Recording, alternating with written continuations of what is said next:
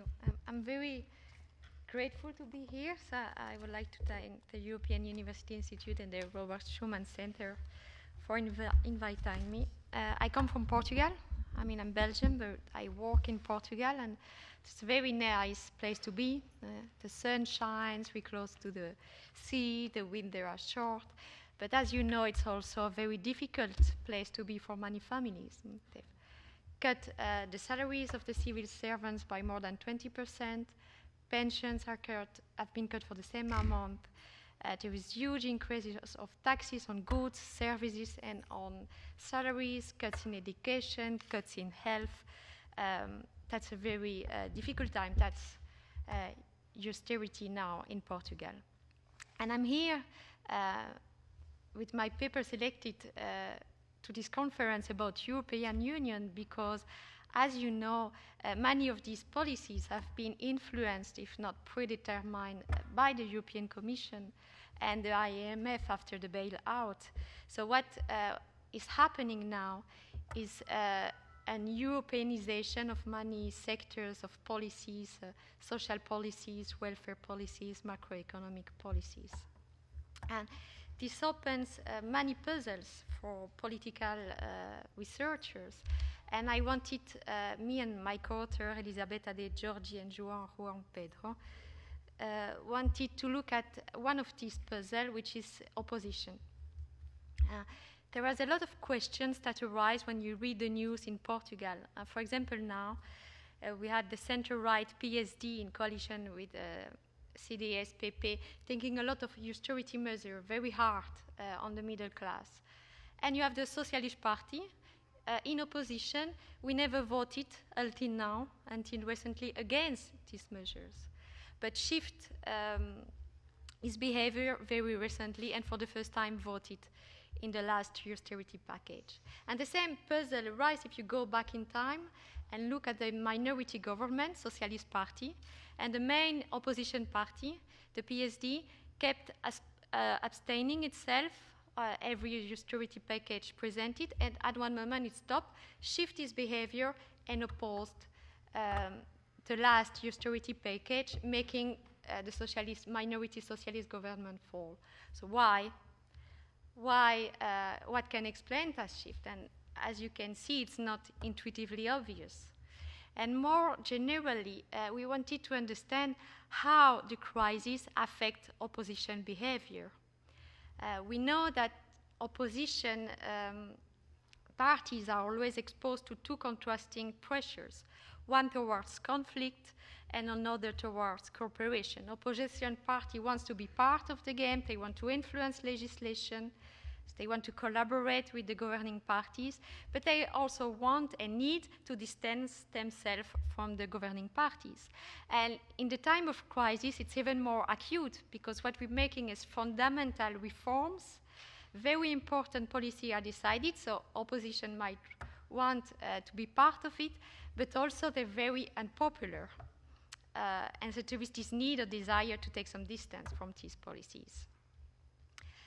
So more generally, we wanted to understand what impact has the crisis on opposition parties' behavior, and do we observe any differences among the opposition parties?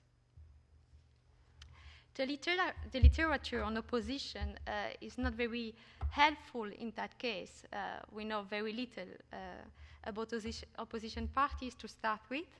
The first empirical results show that between conflict and opposition parties, most of the time, between conflict and cooperation, opposition parties chose cooperation. So most of the time, and much more than you would have think, opposition parties vote together with the governing parties. We also know that you have less consensus on salient and socioeconomic issues, but more consensus when national interests are at stake. So in the case of this package of austerity taking after the bailout, or even before the bailout, it's a bit, it's socioeconomic, it's salient, but it's also very close to national interest. So it's a big question mark of with what we should expect for the opposition to do in such hard times. We also know that European dimension matters, and for materials in which the European Union is very much involved, you have a different behavior of pro-European and Eurosceptic parties in Parliament. And then because of this Europeanization of social and welfare policy I just mentioned, we might expect European dimension to have a role too. So because the literature were not very explicit, we had to rely very much on our intuition to develop hypotheses. So the first hypothesis comes from what we can observe being a Portugal and reading about Portugal news, is that you have a lot of controversies. And it's because, we say, because we have much more important, salient socioeconomic policies discussed in Parliament, so you have more controversies.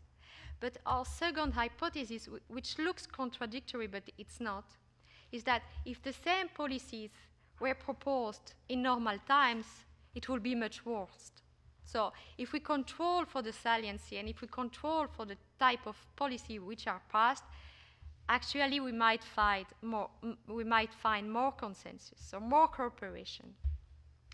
Our third hypothesis is about European stance of parties. Pro-European parties in opposition are more likely to cooperate with the government than Eurosceptic parties.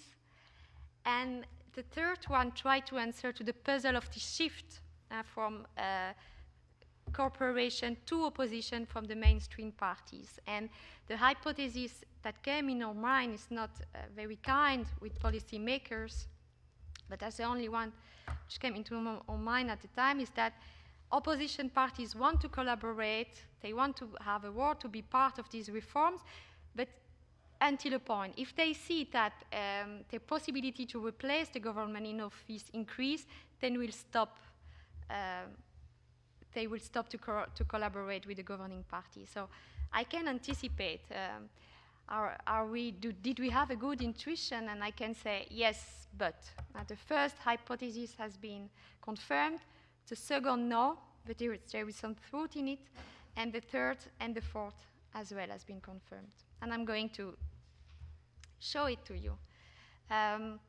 We made a quantitative analysis of all legislation taken by 5 governments, so before the crisis, before the bailout, and after. So we had a minority government, Socialist, Guterres 1, coalition like we have now, center-right, Barroso, then majority socialist government, Socrates 1, minority Socrates 2, and the one we have now, center-right coalition with a majority of seats, Passos Coelho. And in this first graph, I can illustrate that there is more, obviously more socioeconomic welfare policies which are adopted. I also wanted to illustrate to you that they are more salient. There is no increase in the average number of words of legislation, but there is a clear increase in the number of committees which are involved. So, since the crisis, there is much more socioeconomic policies and salient policies, and thus we should expect more opposition in Parliament. So we created this index of consensus in Parliament, which sums to vote in favor of legislation, more abstention, divided by the sum of all votes. And we have a mean.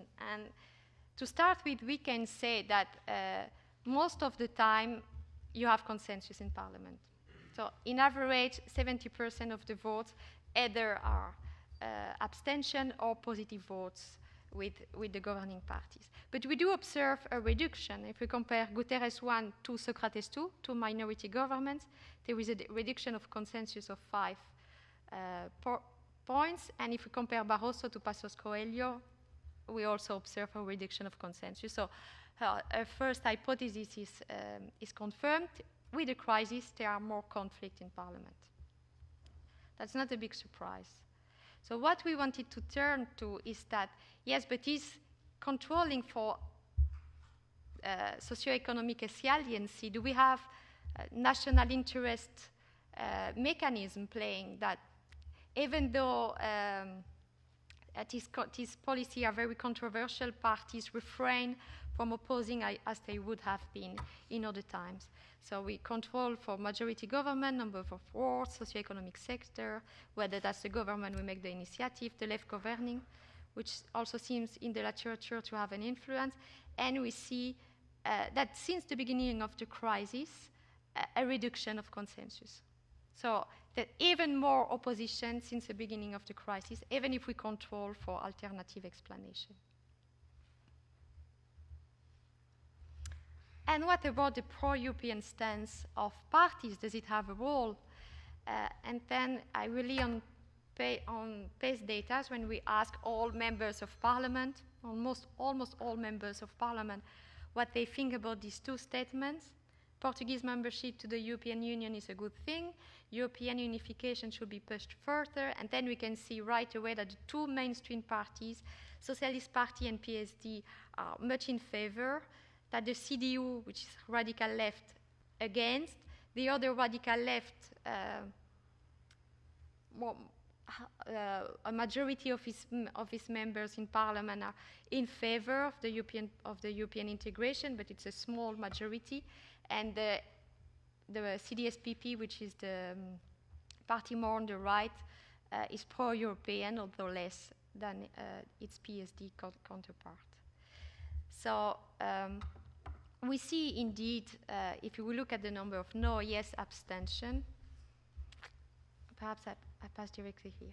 So what we did here is we had multivariable regression. When we calculate the probability, controlling for other factors, of each party to vote yes rather than no, or to abstain rather than to vote no. And we can see that the two mainstream parties, which are always the more pro-European parties, are actually much more likely after the crisis or after the bailout to collaborate.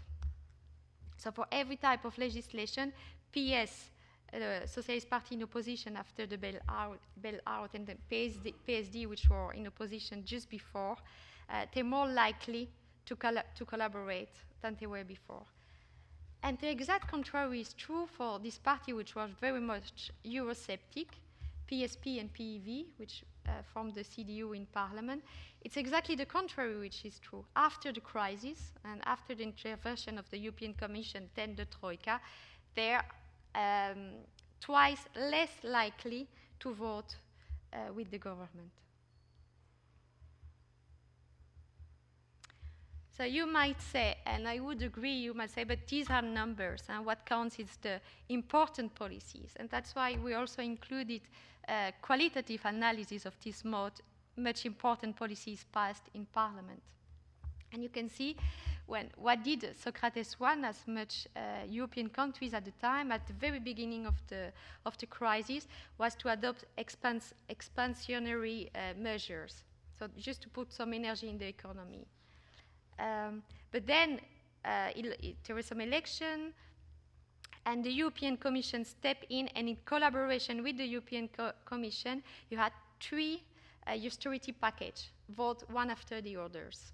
And in each time, the PSD abstained for voting, claiming that it was useful for Portugal, it was the European Commission which was recommending these changes, so it didn't vote against. But in March 2011, the Socrates presented its fourth austerity package, and then the PSD shift and stop to vote, making the government fall. And then in Coelho, we had the same scenario. Socialist Party was involved in the negotiation with the Troika and was criticizing a lot of austerity package in the media, but at the time of voting, it always abstained. Till very recently, in September, when the last proposal for budget was passed in Parliament, the PS voted against as well. So the last puzzle we need to explain is why the mainstream pro-European party shift its position from support to opposition. And perhaps unfortunately, it seems that the answer is in the polls. So in green, I have the 3 moments when the PSD in opposition voted in favor or abstained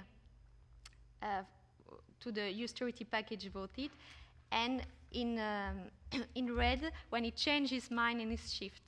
And you can see that the first austerity package, the PS was leading in the polls. Second austerity package, you couldn't say.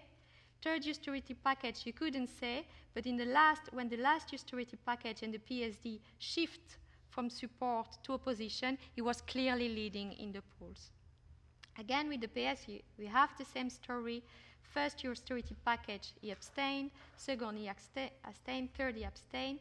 And now that we're discussing about the fall of the coalition, a lot of disagreement, and that now that the PS is leading in the polls, they rejected the last austerity package presented by the PSD and CDS-PP. So what can we conclude from this? First is due to the financial crisis, consensus between government and opposition decreased, above all because the rising number of socio-economic and salient policies. But we have strong variation across parties.